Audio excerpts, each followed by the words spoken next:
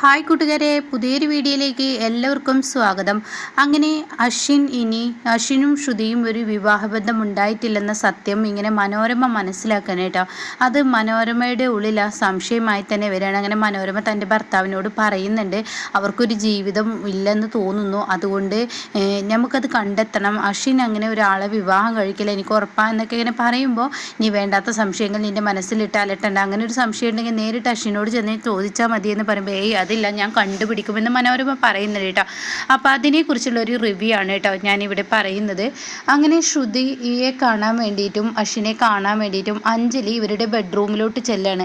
പക്ഷേ തലേ ദിവസം ശ്രുതി വഴക്കിട്ട് വീട് വിട്ട് ഇറങ്ങുന്നതിനെ കുറിച്ച് ഞാൻ മുമ്പ് റിവ്യൂ പറഞ്ഞിരുന്നല്ലോ. അപ്പോൾ കേൾക്കാത്തവരുണ്ടെങ്കിൽ ഇതിൻ്റെ തൊട്ട് താഴെ എടുത്ത് നോക്കിയാൽ കാണാൻ പറ്റും കേട്ടോ ശ്രുതി വീട് വിട്ട് പോകുന്നത്. അങ്ങനെ ശ്രുതി അവിടെ ഇല്ലാത്തത് കൊണ്ട് തന്നെ ശ്രുതിയെ ഇങ്ങനെ അശ്വിൻ എന്നും ബാൽക്കണിയിലാണല്ലോ കിടത്തുന്നത്. അങ്ങനെ അഞ്ജലി കയറി വരുന്ന സമയത്ത് ശ്രുതി എന്ന് വിളിക്കുമ്പോൾ അശ്വിൻ ആകെ പരിഭ്രാന്തിയിൽ നിൽക്കുന്ന ആട്ട കാണുന്നത്. അപ്പോൾ ഉടൻ തന്നെ അശ്വിനോട് ചോദിക്കുന്നുണ്ട്, ശ്രുതി ഇവിടെ അവിടെ എന്നൊക്കെ പറഞ്ഞിട്ട് ലാസ്റ്റ് പറയും അമ്പലത്തിലോട്ട് പോയിരിക്കുക എന്ന് തോന്നുന്നു എന്ന് പറയാനായിട്ടാ.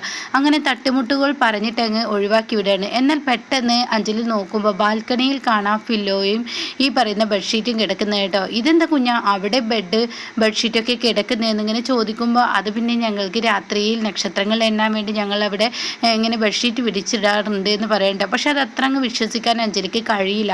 അങ്ങനെ അഞ്ജലിയോട് ചോദിക്കും, അല്ല എൻ്റെ ചേച്ചി എന്തിനാണ് ഇങ്ങോട്ടേക്ക് വന്നിരിക്കുന്നത് എന്ന് അശ്വിൻ ചോദിക്കുന്നുണ്ട് കേട്ടോ. അപ്പോൾ തന്നെ പറയണേ, ഞാൻ വന്നിരിക്കുന്നത് ചേച്ചി വന്നിരിക്കുന്നത് നിൻ്റെ കയ്യിൽ ഈ വള തരാനാണ്. ഈ വള നീ ഓർക്കുന്നോ? പിന്നെ എൻ്റെ അമ്മയുടെ വള. അതെ, നിൻ്റെ അമ്മ നിന്നോട് പറഞ്ഞിരുന്ന ഒരു കാര്യമുണ്ട്, നീ കല്യാണം കഴിച്ച് വരുന്ന പെൺകുട്ടിക്ക് ഈ വള അണിഞ്ഞു കൊടുക്കണമെന്ന്. അപ്പോൾ ആ വള നിനക്ക് തരാനാണ്.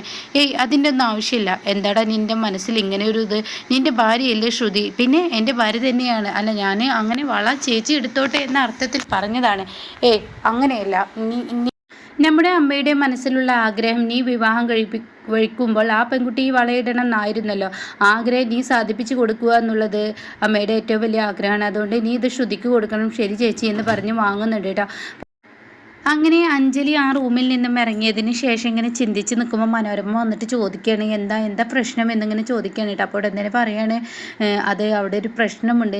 ശ്രുതി ആ റൂമിൽ കാണുന്നില്ല, മാത്രമല്ല ശ്രുതിയും അശ്വിനും ഒരുമിച്ച് ഒരു ബെഡിലല്ല കിടക്കുന്നു എന്നൊരു സംശയം. വാതിൽ കതക് തട്ടുമ്പോൾ പെട്ടെന്ന് തുറക്കുന്നില്ല.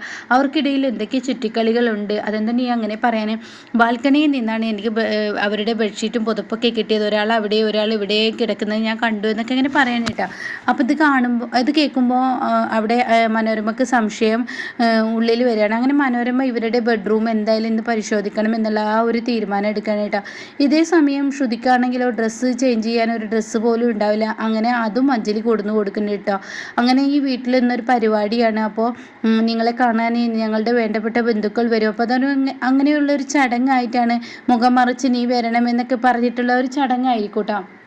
അങ്ങനെ അഞ്ജലി ശ്രുതിക്ക് ഈ ഡ്രസ്സ് കൊടുത്തിട്ടുണ്ടാവും കേട്ടോ. ശ്രുതിയാണെങ്കിൽ ഇതൊക്കെ എടുത്തിടാണ്. അപ്പോൾ ശ്രുതിയാണെങ്കിൽ എന്തൊരു ടൈറ്റുള്ള ഡ്രസ്സാണിത്, എനിക്ക് ഇടാനും കഴിയുന്നില്ല, എങ്കിലും മാറിയല്ലേ പറ്റുള്ളൂ, അഞ്ജലി പറഞ്ഞതല്ലേ താഴോട്ട് പോകണ്ടേ എന്നൊക്കെ ഇങ്ങനെ പറഞ്ഞിട്ട് എന്ത് ചെയ്യുന്നു, ആ ഡ്രസ്സ് ഇങ്ങനെ മാറിക്കൊണ്ടിരിക്കുകയാണ് കേട്ടോ. പിന്നീട് മാറിയതിന് ശേഷം ശ്രുതി ഒരു പിന്നെടുക്കാൻ വേണ്ടി താഴോട്ട് കുനിയുന്ന സമയത്ത് അവിടെ ഷെൽഫിലെ ആ ഒരു ഹാൻഡ് ഉണ്ടല്ലോ, അത് ശ്രുതിയുടെ ബ്ലൗസിൽ അങ്ങ് തട്ടിയിട്ട് ആ ബ്ലൗസ് മൊത്തത്തിൽ അങ്ങ് കീറാണ് കേട്ടോ. അതോടുകൂടി ശ്രുതി, അയ്യോ ഇനി എന്ത് ചെയ്യും, ഈ ബ്ലൗസ് കീറിയല്ലോ, ഞാൻ ഇനി ഇത് എങ്ങനെ ഇടും, അഞ്ജലി കൊണ്ടുവന്നതാണ്, പരിപാടിയുണ്ട്, ഇതന്നെ ഇടണമല്ലോ, ഇനി എന്ത് ചെയ്യുമെന്നിങ്ങനെ ചിന്തിച്ചിങ്ങനെ നിൽക്കണം കേട്ടോ. അപ്പോൾ ഈ സമയം ശ്രുതിക്കുള്ളൊരു ഉള്ളിലൊരു ഐഡിയ തോന്നാണ്, എനിക്കിപ്പോൾ തൽക്കാലം ഏതെങ്കിലും ഒരു ഡ്രസ്സ് ഇടാം. അവരെക്കുറിച്ച് ചിന്തിക്കുക വേണ്ട, അവരുടെ ഡ്രസ്സും വേണ്ട, അവരുടെ സഹായം വേണ്ട, അയാളെക്കുറിച്ച് ചിന്തിക്കാനേ പറ്റില്ല എന്നിങ്ങനെ കടലമുട്ടായിയെക്കുറിച്ച് പറയണം, അതായത് അശ്വിനെക്കുറിച്ച് പറയണേട്ടാ. പിന്നീടാണ് എൻ്റെ വീട്ടിലെ വേലക്കാരനുണ്ടല്ലോ അയാളെ വിളിക്കാമെന്ന ആ ഒരു തീരുമാനം ശ്രുതി എടുക്കുകയാണ്. അങ്ങനെ ഈ സമയം സൂചിയും നൂലും കിട്ടുകയാണെങ്കിൽ എനിക്ക് തന്നെ ഒരു ബ്ലൗസ് തുന്നാൻ ഇത്ര വലിയ പണിയൊന്നുമില്ലല്ലോ, തൽക്കാലം സൂചിയും നൂലും ഒപ്പിക്കാം, അതിന് ശേഷം ആവാം ബാക്കി പരിപാടി എന്ന് പറഞ്ഞിട്ട് ശ്രുതി ഇങ്ങനെ സൂചിയും നൂലും എടുക്കുന്ന സമയത്ത് ശ്രുതിയുടെ മനസ്സിലൊരു കാര്യം ഓർമ്മ വരികയാണ്, അതിന് എനിക്ക് മാറി എടുക്കാൻ വേറെ ഡ്രസ്സില്ലല്ലോ ഈശ്വര, അപ്പോൾ ഇനി ഞാൻ എന്ത് ചെയ്യുമെന്നിങ്ങനെ ചിന്തിച്ച് നിൽക്കുമ്പോൾ അശ്വിൻ്റെ ഷർട്ട് അവിടെ ഇങ്ങനെ കിടന്ന് തൂങ്ങുന്നുണ്ടാവും കേട്ടോ. അത് കാണുന്നതിനോടുകൂടി ആ കടലമിഠായി വരുന്നതിന് മുന്നേ ഈ ഷർട്ട് ഇട്ടിട്ട് തൽക്കാലം ഈ ബ്ലൗസ് തുന്നിയെടുക്കാമെന്ന് പറഞ്ഞിട്ട് ആ ഷർട്ട് ഇങ്ങനെ ഇട്ടിട്ട് ശ്രുതി തൻ്റെ ബ്ലൗസ് ഇങ്ങനെ തുന്നിയെടുക്കുകയാണ് കേട്ടോ. അപ്പോൾ അത് തുന്നുമ്പോൾ ശ്രുതി ഇങ്ങനെ ദേഷ്യം പിടിച്ചിട്ടാണ് ഈ കടലമുട്ടായിട്ട് ഷർട്ട് ഇടുക എന്ന് പറയുന്നതിന് എനിക്ക് ദേഷ്യമാണ്, കലിപ്പനാണ്, എന്നിട്ട് ബുദ്ധിമുട്ടിക്കാണ് എന്നൊക്കെ പറഞ്ഞിട്ടാണ് ശ്രുതി ഇതിങ്ങനെ തുന്നിക്കൊണ്ടിരിക്കുന്നത്. അങ്ങനെ ഇത് തുന്നുന്ന സമയത്ത് അശ്വിൻ്റെ ഷർട്ടിൻ്റെ കൈ ഇങ്ങനെ താഴോട്ട് വരേണ്ട. അപ്പോൾ ശ്രുതിക്ക് ദേഷ്യം പിടിക്കുന്നത് എന്തൊരു വൃത്തികെട്ട ഇതാണ് എന്ന് പറഞ്ഞിട്ട് ശ്രുതി ആ ഷർട്ട് അങ്ങ് പിടിച്ച് വലിക്കുമ്പോൾ ആ ഷർട്ടിൻ്റെ കൈ അങ്ങ് കീറി പോകുന്നുണ്ട് കേട്ടോ. ഈശ്വര പെട്ടല്ലോ, ഇനിയിപ്പോൾ ഇയാൾ ഞാനാണിത് കീറി വെച്ചതെന്ന് പറയുമോ എന്നുള്ള പേടി ശ്രുതി ഇങ്ങനെ പേടിച്ച് വരച്ച് നിൽക്കുമ്പോൾ ഡോറിനടിയിൽ കഥകിൻ്റെ അടുത്തോട്ട് ആരോ വരുന്ന കാലിൻ്റെ ആ ഒരു ഇതിങ്ങനെ കാണണ്ട. കാലിൻ്റെ ആ നിഴൽ കാണുമ്പോൾ ശ്രുതി പെട്ടെന്ന് കർട്ടനുള്ളിലോട്ട് ഒളിച്ച് നിൽക്കണ്ട. എന്നാൽ ശ്രുതി കർട്ടൻ്റെ ബാക്കിലോട്ട് പോകുന്നത് ശരിക്കും അശ്വിൻ കാണുന്നുണ്ട്. അപ്പോൾ അശ്വിൻ കണ്ടു തൻ്റെ ഷർട്ട് ഇട്ടിട്ടാണ് അവൾ പോയിരിക്കുന്നതെന്ന് കണ്ടു കേട്ടോ. അങ്ങനെ അശ്വിൻ ദേഷ്യത്തോടു കൂടി കർട്ടൻ്റെ തൊട്ടരികിലോട്ട് വരേണ്ട. അപ്പോൾ ശ്രുതി കർട്ടൻ്റെ പിറകിലിങ്ങനെ കണ്ണും ചിമ്പി പേടിച്ച് വിറച്ച് കണ്ണ് തുറക്കാതെ ഇങ്ങനെ നിൽക്കുകയാണ്. അങ്ങനെ അശ്വിൻ കർട്ടൻ നീക്കിയിട്ടുണ്ട്. അങ്ങനെ എടി എന്താണ് ഈ കാട്ടുന്നത് എന്ന് പറഞ്ഞാൽ അശ്വിൻ അങ്ങ് ഒച്ചയെടുക്കുകയാണ് കേട്ടോ. അപ്പോൾ ഈ സമയം ശ്രുതി കണ്ണിങ്ങനെ അടച്ചിട്ട് ഒരു കണ്ണ് പതുക്കെ തുറന്നിങ്ങനെ നോക്കി നോക്കുക. അപ്പോഴും അശ്വിൻ തന്നെ കലിപ്പോട് കൂടി നോക്കാൻ കേട്ടോ. അപ്പോഴാണ് അശ്വിൻ്റെ കണ്ണുകളിൽ കാണുന്നത് വിൻഡോയുടെ ഉള്ളിലൂടെ ഇങ്ങനെ മനോരമ ഈ ക്യാമറ വെച്ചിട്ട് ഇങ്ങനെ നോക്കുന്ന ആ ഒരു സീന് കേട്ടോ.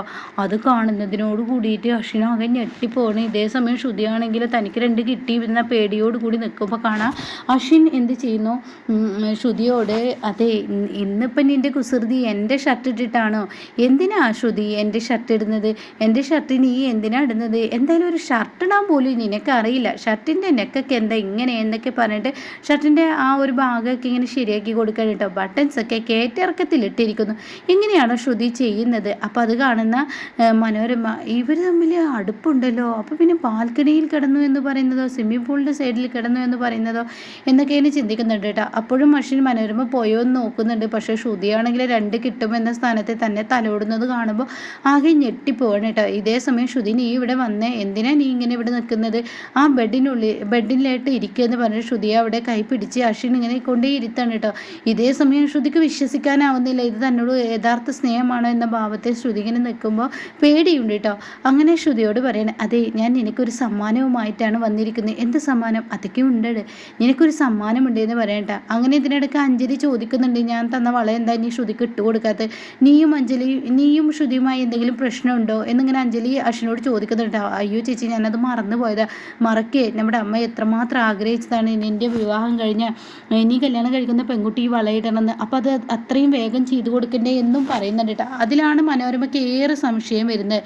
അങ്ങനെ ശ്രുതിയുടെ കൈകൾ ഇങ്ങനെ പിടിച്ച് വലിക്കുകയാണ് അശ്വിൻ. അപ്പോൾ ഈ സമയം അശ്വിൻ ആ കൈയിൻ്റെ തൊടുമ്പോൾ താൻ കാണുന്ന കാഴ്ച അശ്വിൻ്റെ ഷർട്ട് കീറിയിരിക്കുന്നതായിരിക്കും കേട്ടോ. ഇത് കാണുന്നതിനോട് കൂടി ആകെ ഞെട്ടിപ്പോവാണ് അശ്വിൻ.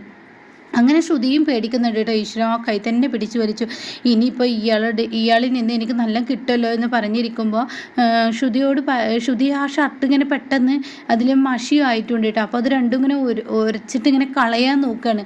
അപ്പോൾ നീ എന്ത് ഭ്രാന്താണ് ഈ കാണിക്കുന്നത് എന്നിങ്ങനെ അശ്വിൻ പറയട്ടെ. കാരണം മുകളിൽ നിന്ന് മനോരമ നോക്കുന്നുണ്ടല്ലോ, അതുകൊണ്ട് തന്നെ അശ്വിൻ അവിടെ സ്നേഹത്തോടു കൂടി സംസാരിക്കാൻ, നീ എന്ത് ഭ്രാന്താണ് ഈ കാണിക്കുന്നത്, ഷർട്ടിൽ സാധാരണ മഷിയാവലും ഷർട്ട് കയറലൊക്കെ സ്വാഭാവികമില്ല, അതിന് നീ എന്തിനെങ്ങനെ ടെൻഷനാവുന്നത്, നിനക്ക് ഞാനൊരു സമ്മാനം കൊണ്ടുവന്നിട്ടുണ്ട് എന്ന് പറഞ്ഞിട്ട് ആ വള കൈകളിൽ ഇട്ട് കൊടുക്കാൻ കേട്ടോ. ഇത് വിശ്വസിക്കാനാവാതെ ശ്രുതി ആകെ ഞെട്ടി നിൽക്കാൻ കേട്ടോ. ഇതേ സമയം അശ്വിൻ വീണ്ടും നോക്കുന്നത് മനോരമ പോയോ എന്നായിരിക്കും കേട്ടോ. അങ്ങനെ മനോരമ തന്നെ എന്തൊരു നല്ല സ്വഭാവത്തിലാണ് അശ്വിൻ ശ്രുതിയോട് സംസാരിക്കുന്നത്, എന്നാൽ ഞങ്ങളോടൊക്കെ കടിച്ചു കീറുന്ന മനോഭാവമാണ്, ഇവന് ശരിക്കും എന്താ എന്നിങ്ങനെ ചിന്തിക്കുന്നുണ്ട് കേട്ടോ. അങ്ങനെ ഇവർ തമ്മിൽ സ്നേഹത്തിൽ തന്നെ ഇവർ ആത്മാർത്ഥമായി ഇഷ്ടപ്പെട്ട് കല്യാണം കഴിച്ചവർ തന്നെയെന്നിങ്ങനെ മനോരമ ചിന്തിച്ചും കൊണ്ട് അവിടെ നിന്ന് പോകുമ്പോൾ അശ്വിനാണെങ്കിൽ ശ്രുതിയോട് പൊട്ടിത്തെറിക്കണം. നീ എന്താടി വിചാരിച്ചത്, എൻ്റെ ഷർട്ട് നിന്നോട് ആരെടുത്തിടാൻ പറഞ്ഞു, ഇത് ആരോട് ചോദിച്ചിട്ടാണ് നീ കയറിയത്, ഇതിൽ മഷിയാക്കിയത് എങ്ങനെ, മര്യാദയ്ക്ക് ഇത് കഴുകി വൃത്തിയാക്കിക്കോ എന്ന് പറഞ്ഞിട്ട് അങ്ങ് വഴക്ക് പറയാം കേട്ടോ. ഇതേ സമയം നിങ്ങളെ കുറച്ച് നേരത്തിലെ നല്ലപോലെ സംസാരിച്ച് എന്ന് ശ്രുതി പറയുമ്പോൾ, അതെ ഞാനും നീയുമായുള്ള കിടത്തത്തിൽ ഇവിടുത്തെ മനോരമ ആൻറ്റിക്ക് എന്തോ സംശയമുണ്ട്, അതുകൊണ്ട് തന്നെ മര്യാദയ്ക്ക് ആ സ്വിമ്മിംഗ് ഉള്ളിലോട്ടിട്ട സ്വിമ്മിംഗ് പൂളിൻ്റെ സൈഡിലിട്ട ആ ഒരു ബെഡ്ഷീറ്റ് ഉണ്ടല്ലോ അതങ്ങോട്ട് എടുത്തിടടി എന്ന് പറയുന്നു കേട്ടോ. അപ്പോൾ അത് കേൾക്കുമ്പോൾ ശ്രുതി പെട്ടെന്ന് പോയി എടുത്തിടാണ് കേട്ടോ. അപ്പോൾ ഇങ്ങനെ ഒരു എപ്പിസോഡ് ഇനി വരാനിരിക്കുന്നുണ്ട് കേട്ടോ.